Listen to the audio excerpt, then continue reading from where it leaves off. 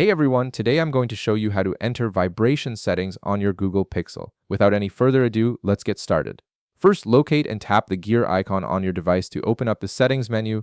This is your main hub for configuring all aspects of your Google Pixel, including sound preferences and system behaviors. Once you're in the settings menu, scroll down and tap on sound and vibration.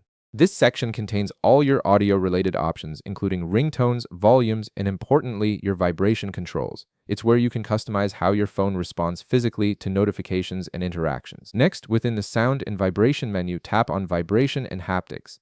This option takes you directly into the dedicated vibration settings interface where you have complete control over how your device vibrates across different scenarios. And there you go, you've successfully entered the vibration settings on your Google Pixel. Now you have access to all the vibration and haptics customization options available on your device. From here, you can adjust vibration intensity for calls, notifications, and touch feedback. You can also fine-tune haptic responses when typing on your keyboard or interacting with the screen. This gives you full control over how your phone physically communicates with you, allowing you to personalize the experience based on your preferences and needs. If this video helped you out, be sure to leave a like, subscribe, and I'll see you in the next one.